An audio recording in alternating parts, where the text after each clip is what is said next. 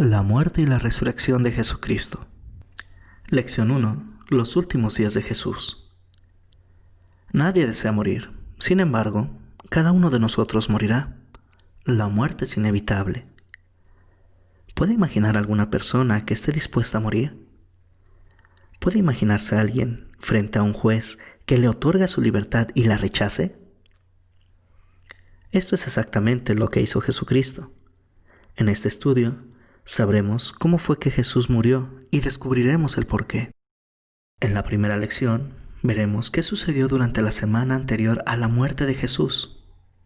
Al final de esta lección, usted podrá decir quiénes fueron los enemigos de Jesús, decir por qué querían matarlo y decir por qué es importante la Pascua. Quizás usted ya haya estudiado la vida y enseñanzas de Jesús en el estudio ¿Quién es Jesús? Ya sabe que es el Hijo de Dios y que vino al mundo para salvarnos del pecado.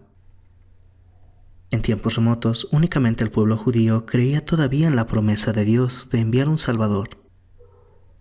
Lo llamaron el Mesías. La palabra Mesías significa aquel a quien Dios ha escogido, y por cientos de años los judíos lo habían estado esperando. Esa fue una larga espera. Muchos de los judíos empezaron a tener algunas ideas raras de lo que haría el Mesías. Algunos grupos tenían diferentes esperanzas sobre el Mesías, y 3 de ellos fueron los que sobresalieron.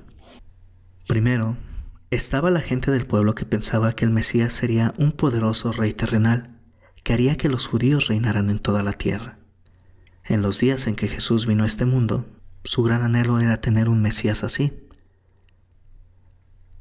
Los romanos habían conquistado al pueblo judío y los gobernaba Poncio Pilatos, un emperador romano, que les cobraba impuestos y los enviaba a Roma, la capital del Imperio Romano. El ejército romano invadió sus tierras, por lo que la gente los odiaba y deseaba que se marcharan. Estaban seguros que el Mesías haría lo que ellos quisieran y sacaría a los romanos. Otro grupo era el de los llamados fariseos, quienes también deseaban que el Mesías llegara pronto, pero además de que los salvara de los romanos, querían que los halagara y les dijera que eran buenos y santos. Los fariseos eran orgullosos y se sentían casi santos. Creían haber obedecido las leyes de Dios al pie de la letra e incluso habían añadido sus propias leyes y esperaban que los demás las obedecieran. Los fariseos querían un Mesías que se sintiera tan orgulloso de ellos como lo estaban ellos mismos. El tercero de los grupos más importante era el de los sacerdotes principales, los hombres que tenían a su cargo la religión de los judíos. Su líder era un hombre llamado Caifás, cuyo poder principal estaba en el gran templo de Dios en Jerusalén. Estos hombres tenían gran influencia entre los judíos. Hacían lo posible por mantenerse en el poder e incluso, en ocasiones, ayudaban a los romanos. Los sacerdotes principales no deseaban que llegara ningún Mesías. Temían que no fuera a gustar a los romanos y que enviaran sus tropas a destruir al pueblo judío, y de ser así, los sacerdotes principales perderían su poder. No querían que ningún judío se proclamara como el Mesías, ya que era muy peligroso para los sacerdotes principales. La gente del pueblo deseaba que el Mesías fuera un rey terrenal. Los fariseos querían que el Mesías se sintiera orgulloso de ellos, y los sacerdotes principales no querían que apareciera ningún Mesías. Esta era la gente que estaba esperando a Jesús cuando llegó por última vez a la ciudad de Jerusalén. Jesús llegó a una ciudad llena de personas. Era la época de la Pascua y se suponía que allí estarían todos los judíos que podían ir a Jerusalén. La Pascua era una gran celebración para ellos, tan importante como es la Navidad para los cristianos en nuestros días. Por medio de la Pascua, celebraban la salvación de su nación. En la época de Moisés, 14 siglos antes, los judíos eran esclavos en Egipto, y Dios los liberó enviándoles las famosas 10 plagas para castigar al rey egipcio. En la última plaga, Dios envió al ángel de la muerte para que acabara con todos los primogénitos de las familias egipcias. Pero a los judíos les dijo que tomaran un cordero sano, lo mataran y pintaran las puertas con su sangre. Ellos asarían y comerían la carne del cordero. El ángel de la muerte vería que allí ya había habido una muerte y pasaría de largo sobre sus casas. Cada año después de este suceso, celebraban la Pascua. Mataban y comían un cordero sin defecto, que les recordaba que la muerte de un cordero los había salvado de morir y ayudado a librarse de la esclavitud. De la misma manera, la muerte de Jesús nos salvó de la muerte eterna y nos libró de la esclavitud del pecado. Aunque es verdad que el cristiano, por causa de su naturaleza pecaminosa, sigue pecando en este mundo, por Jesús ya es libre de la culpa de su pecado ante Dios y el pecado no tiene dominio sobre él. Jesús llegó a Jerusalén un domingo antes de la Pascua. La gente recordaba cómo había sido salvada de los egipcios en los días de Moisés y ahora deseaban ser salvados de los romanos. En Jerusalén a Jesús se le conocía como el que había hecho muchos milagros. Probó que Dios lo había enviado y la gente del pueblo estaba emocionada, pues estaban seguros de que era el rey que estaban esperando. Jesús sabía que él era el rey de los judíos, pero no quería ser un rey terrenal. Los profetas de la antigüedad dijeron que sería un rey eterno. Inclusive uno hizo una profecía por la cual la gente sabría que Jesús era el rey eterno. Dijo que el rey eterno entraría a Jerusalén como un hombre sencillo y no como un soberbio rey terrenal. Y el rey llegaría montado en un humilde burro y no en un espléndido caballo. De tal manera que Jesús pidió prestado un burro en una pequeña aldea y lo montó hasta Jerusalén. La multitud se puso feliz. La gente salió a darle una bienvenida de héroe a Jesús. Gritaban alabando la llegada del rey, le ponían sus mantos en el camino y cortaban hojas de palma para cubrir sus pasos.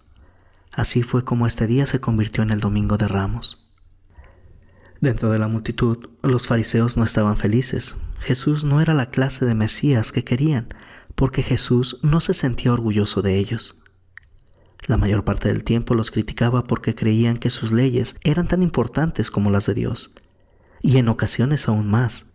Se enojaron al ver la multitud saludando a Jesús como un rey. Algunos se metieron entre la muchedumbre y le dijeron a Jesús: «Maestro, reprende a tus seguidores». Pero Jesús únicamente respondió: «Les digo que si estos se callan, las piedras gritarán». Los sacerdotes principales tampoco se entusiasmaron con la forma en que Jesús había llegado a su ciudad. Sabían que Poncio Pilatos, el gobernador romano, estaba en la ciudad y que el ejército romano estaba en sus barracas enseguida del templo. Temían que la gente comenzara un motín y que Pilatos enviara a los soldados romanos para provocar un derramamiento de sangre. «Debemos detener a Jesús», se quejaron, «pues todo el mundo está yendo a conocerlo». Pero los sacerdotes principales tenían un plan que había sido sugerido por su líder, el sumo sacerdote Caifás, tan solo una semana antes. Estaban preocupados por Jesús, seguros de que provocaría un motín y que entonces Pilatos aniquilaría a los judíos. Caifás dijo: «Nos conviene que un hombre muera por el pueblo y no que toda la nación perezca». Así que iban a hacer arrestar y matar a Jesús, e incluso ya tenían a una persona que los iba a ayudar. Jesús tenía 12 discípulos o estudiantes que lo seguían a todas partes. Uno de ellos, Judas Iscariote, quien era también su tesorero, aceptó traicionar a Jesús con los sacerdotes principales por un precio muy bajo, 30 monedas de plata.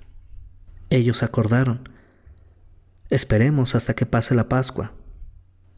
Si esperaban hasta que todos los visitantes se fueran de Jerusalén, podían matar a Jesús sin que hubiera un gran alboroto entre la gente del pueblo.